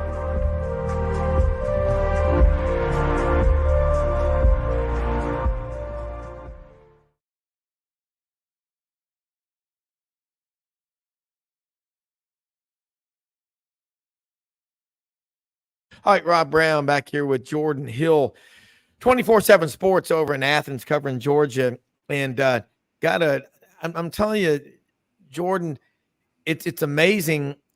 First off, tell us what are you hearing about Raiola at quarterback over in Buford. People love to jump on you the first time you stub your toe. Last time I checked, as I said going into the break, Georgia's won 29 of their last 30 games. 2 national championships in a row. They're sitting there at number 5. I still have a hard time accepting them not being one of the 4 best teams. Alabama beat them, but, I mean, it was a close game. My 4 are, if I'm picking, would be Michigan, Texas, Georgia, and Alabama. That's who I put in there. But anyway, welcome to Sidelines. Glad to be back, Rob. I mean, with Raiola, I mean, it seems like from everything we've gathered, it's just a matter of time before he winds up flipping his commitment to Nebraska. Very surprising because there had been really no indication that it was going to happen this way, but a lot of obvious connections for Dylan with Nebraska. His father, Dominic, was an offensive lineman there, was actually the first player to ever win the Remington. He was a center there, played for the Detroit Lions for a long time. His uncle is the offensive line coach there right now. And so, Nebraska was always sort of in the mix, but then, once he committed to Georgia, it didn't seem like anything was happening. And, we're kind of using deductive reasoning. Well, what exactly happened here? I'm sure NIL played a little bit of a part in this, but also, it makes me think Carson Beck will be back next year that, Dylan kind of looked around and said, look, looks like Carson's going to be back. He's obviously going to be the starter. I'm going to have to sit. Go to Nebraska. Now, they could get Kyle McCord from Ohio State, but maybe he sees a clearer path there, and that family tie, those family connections might have been too much for him to turn it down. So he's expected to visit there this weekend, and I don't know if we're even going to get an actual announcement, but I do think he's going to wind up in Lincoln. That's a shock. I mean, he's at Buford. He moved there. That's also where KJ Bolden's on that team. Have they announced that they're going to be moving up to Division I yet? I mean, $50 million stadium and facilities. But Carson Beck, how are the pro scouts viewing him? Because I think he's really good. I'm not saying Stetson Bennett wasn't good. Stetson Bennett wasn't good. But Carson Beck, what is he, 3rd or 4th in the nation in passing? Yeah, I mean, he's been great this season, and it's really interesting. Again, we haven't gotten word from Carson one way or another what he's doing. From what I can gather, I think he's viewed as like the 5th, 6th, somewhere in there, best quarterback in this class. So you kind of look at that, at least, from our perspective, looking at someone else's decision, and you say, okay, do you go now, go pro when you might be able to go to Indianapolis, go to the combine, really light it up and have a chance to improve your stock? Or do you come back for another year, get more game film, show that you can do this over the course of more than one season, and potentially be one of the top quarterbacks, be a first-round pick? So it's a tough decision. I've made sure and told people over on Dogs 24/7, as we've sort of made predictions and kind of, got the temperature on this, hey, I couldn't really blame Carson if he went ahead and left now. I couldn't, be totally shocked if he did that. But from everything we've gathered, I think he's going to come back for another year. And Georgia really needs him, especially after not getting Dylan Raiola. The schedule's officially going to be released tonight, but we've gotten a look at it already. And, Georgia's going to have a pretty tough schedule. So if they're breaking in a first-time starter, it's going to be really rough. They could definitely really use Carson Beck to come back for another year because it's going to be a very difficult schedule ahead of them in 2024. Yeah, and again, you look, Texas and Oklahoma are coming they're moving into the neighborhood. I mean, you all remember as a kid, or if you're a dog, the big dogs just moved in. It's going to be a different world next year. The Carson Beck, Brock Vandegrift's leaving. What about Gunter Stockton? Yeah, I mean, he's the guy that, especially while we don't know what Carson's doing for sure, you got to keep Gunner in there, and he's a guy that they're really excited about. He's just been young, I mean, when it came to this competition before the 2023 season, Gunner wasn't really seen as that number one guy, but he was younger than the other two. So I think he's got a bright future. I think as it stands, especially, when you look at this situation, there's probably been no bigger winner for Georgia than Gunter Stockton when it comes to Dylan Raiola not coming here, because it's clear once Carson does leave, whether it's after this offseason or maybe next offseason, that Gunter would be the next guy in line. And I think there's a lot to like about his game. He's just been young. He's been behind some experienced guys. But I think eventually Gunter is going to get his chance, and we'll get to see what he's able to do. So you think that Gunter Stockton was a 4, Brock Vandegrift was a 5-star, Carson Beck came in as a high 4 or 5 in some category. So you've got some talent, but that's how sensitive these kids are coming out of high school. I mean, even before we had the transfer portal, Jordan, 42% of quarterbacks ended up finishing their career at a school other than the school where they started their career. What's that number looking like now? You want to guess? I don't know. There's no telling, but like you said, 80? this is nothing new. I mean, think about going back to like Troy Aikman. He transferred out of Oklahoma, went to UCLA. I mean, you've got it all the time, and I get it. I'm never going to fault a kid for going in the portal, when they're wanting a chance to play, especially at quarterback, because you can only do so much if you're a backup for most of your career, then try to go to the NFL. You may work out really well, but they want to see those game reps. They want to see you lead a team. So especially with quarterback, I get why those guys move around. And, it's part of the challenge of being a coach. But I always like my buddy Justin Ferguson over at The Observer. They always pull the Mad Men line. That's what the money's for. Hey, you guys get paid, $9-10 million a year as coaches. Hey, go figure it out. Go earn your money. Yeah. No, I mean, I agree with that. That's exactly right. You're making that kind of money when you accept the head coaching position at Georgia or Alabama or Tennessee or Auburn or whatever. You're accepting a lot of responsibility, and you better understand it. Nobody's going to feel sorry for Kirby. And again, something tells me you've got two great motivators, Mike Norvell, Florida State, and Kirby Smart at Georgia. If I'm Mike Norvell, I respectfully ask Governor DeSantis, man, y'all, I appreciate you being mad and wanting us to be in the playoffs, but we don't need this distraction. I mean, this is silly, Put it on something like the Jerry Springer show, although he's not around anymore, but that's absurd. So I think Georgia shows up in this bowl game with their hair on fire. There's too much pride. You're not going to last around Kirby Smart. I don't know him. You're around him, but I'm pretty good at reading a room. If he detects a pity party, you're just the next man up. You're going to be gone. That's just what I think. He's got too much pride in being around. I watch all those SEC when they put the mic on him. You look at him in practice. He goes up and he has contact with every player on that field. And it's a great life to be the head football coach at Georgia driving around in a red F-150 or a black F-150 or whatever, being the Georgia football coach. He loves it, and he knows what it means to the Georgia people. Definitely, and we haven't heard of any opt outs of this game yet. I think there'll probably be a handful, nothing crazy.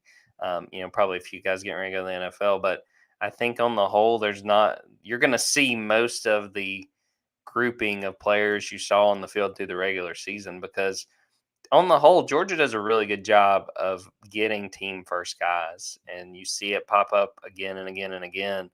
Guys who grind through injuries. How easy would it have been for guys like Brock Bowers and Ladd McConkey in that SEC title game to be like, look, guys, I've tried. I can't play. You know what I mean? I can't go. They went and they were not 100%. It was pretty obvious watching them. They were not 100%. But, that's just the kind of guys that Georgia has on this roster, and they have that kind of buy-in. And talking about Kirby, I mean, he's made it clear, and this has been clear since that Sugar Bowl against Texas.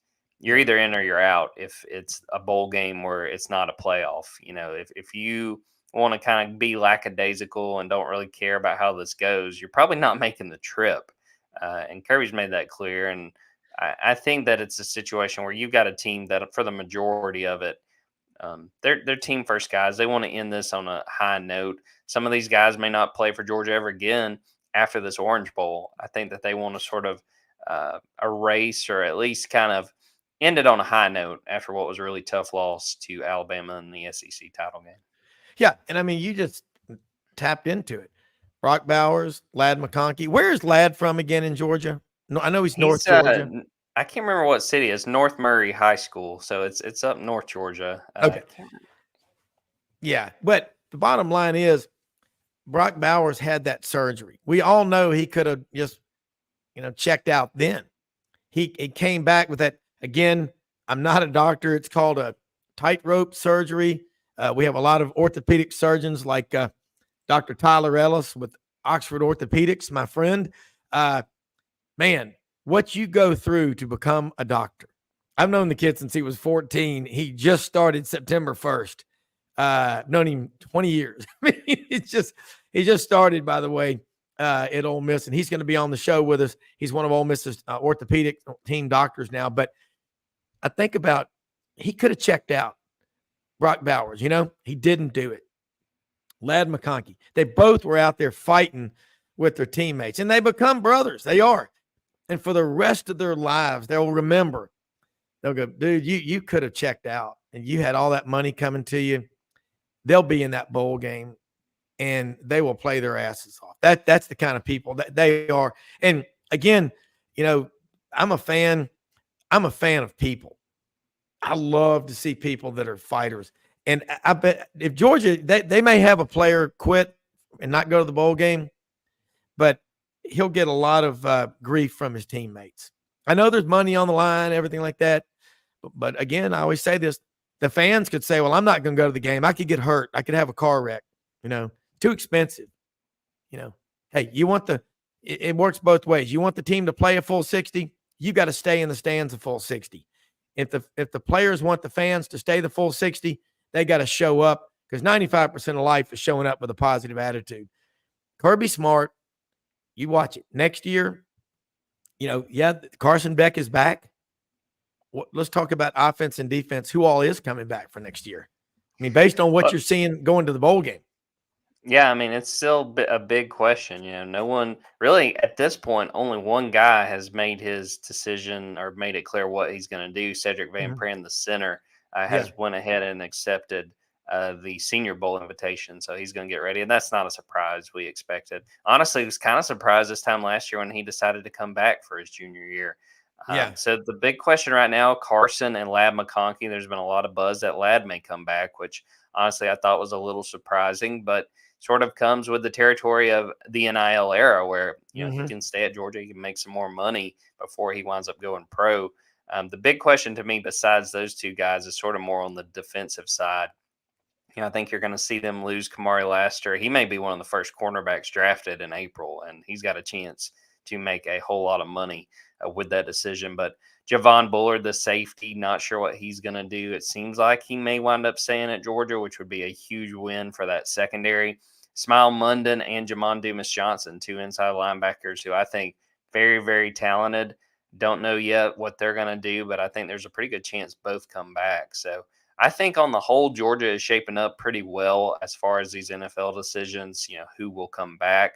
I think the biggest question, based on what we know, what we expect, is going to be running back, because they're going to lose their top 2 running backs, I believe. Kendall Milton and Dejon Edwards will probably go pro. And we may see them go into the portal. They've been connected to Trevor Etienne from Florida, but they've got a lot of depth, got a lot of options behind those 2 guys. Yeah. So still a lot of questions and a lot of waiting around and seeing what guys are going to do. But on the whole, they're in pretty good shape. The positions where I think they are going to lose some guys, they've got good depth. And you can kind of point to 2-3 different guys that you could say, okay, I feel pretty good that if these guys are in fact leaving, these other guys are going to step up and take over those starting jobs. Yeah. And another one, we've been talking about this with Yancy Porter and Dudley Dawson in the first hour. And I'll ask you this, the rumor out there is that there's 60 to 90 quarterbacks in the transfer portal, that average price is $1 million. I'm not buying it. There may be a couple. That's what Yancy said, maybe 2 getting it. What do you think? I think y'all are on point. I think a lot of these numbers just get thrown out there. I mean, 1, no one's going to come out and tell us what they're making. 2, no team is going to come out and say, oh, we're paying a lot less than that. Like, no, they love the idea that they're spending that kind of money. Now, I'm with you guys. I don't really dive into the NIL. I don't have a file with what everybody's making, all that stuff. But I think a lot of it is speculative. We get it on our board all the time. Oh, I was told Carson's going to get this. He's going to get paid that. And I think a lot of it's overblown. I mean, I do think that there is a nice chunk of change for these guys. But you've got some big rosters. I don't think you're delving out millions of dollars to one guy. But I'm sure there are some pretty lucrative deals out there, but on the whole, I don't see it being quite that. I don't see those kind of deals being handed out left and right like some people think. Yeah, and people love to spend opium, other people's money, and just think that there's all. And these big boosters that you hear associated with schools. I mean, everybody knows Don Lebron, Royal Crown Cola. Is big, but there's a lot of people that give to Georgia. There's a lot of people that give to every school.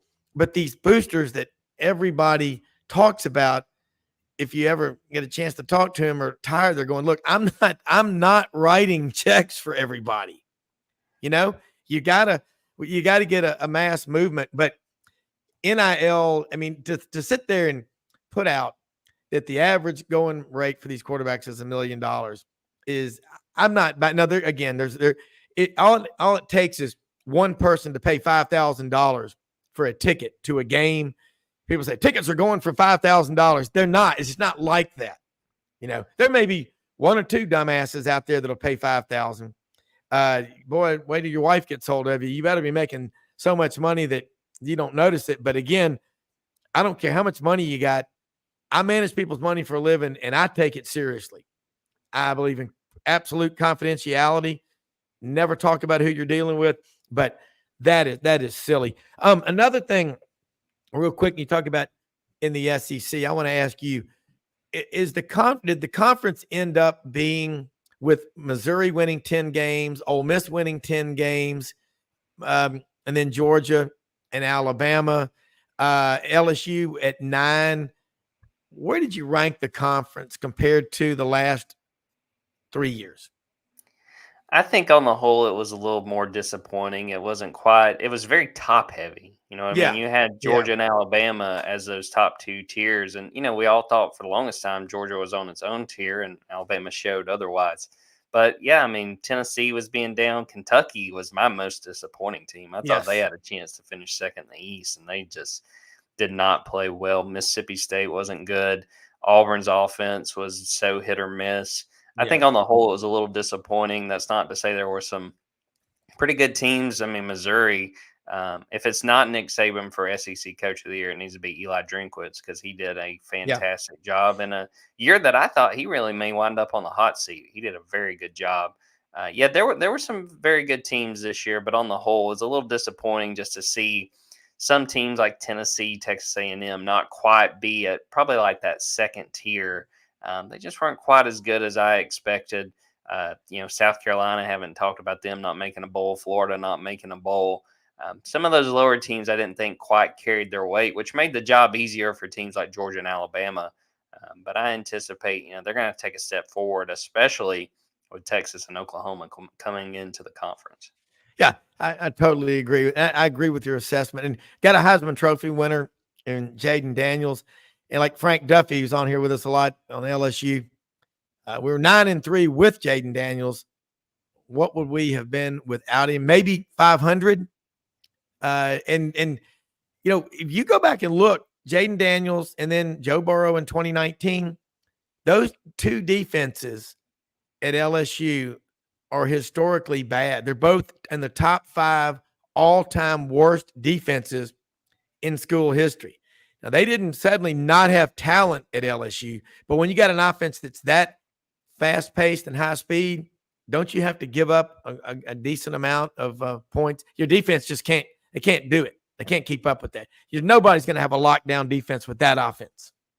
Right. And I mean, you look at the games they lost, they were high scoring games where they just, I think about that Alabama game. They're in that game until there's a tip and Alabama intercepts it. And then, Jaden winds up getting hurt and going out of that game. But when you have an offense that is very much stronger than your defense, you got to pray for no mistakes on offense. Because once you do, you are behind the 8 ball. And LSU learned that the hard way. And I got to be surprised. I got to say I'm surprised that, LSU's defensive coordinator still has a job. I thought Brian Kelly may mix things up, and it's not over with yet. Maybe he does.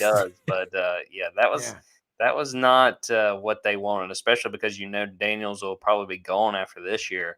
You're going to be starting all over probably with Nussmeier as your starting quarterback. Yeah, you're right. And Matt House coming from the NFL, that's the danger. You bring somebody in from the NFL to college. Do they know how the game is played? It's changed. Look, I know you've got a tight schedule. We've run out of time. Let people know how they can follow you and all the great work that you put out, because every day, folks, on Twitter, X, whatever you call it, social media, Jordan is putting out content covering Georgia and college football, and you got to pay attention to it. I appreciate that, Rob. Dogs247.com. On Twitter at Jordan Davis Hill, on Twitter at Dogs247. So a lot going on. The official schedule released tonight at 7 Eastern. Very busy time of year with the early signing period right around the corner, but no better time of year for sure. Getting ready to knock out what's left of this Christmas shopping and maybe write a few stories along the way too. A lot of stories. There's never a dull moment, man. Hey, look, take care. Most often we see the face of Christ and least among us. Live in the greatest country in the history of the world. Appreciate our viewers, sponsors, and listeners. Have a great day. We're out of here. We'll see you tomorrow.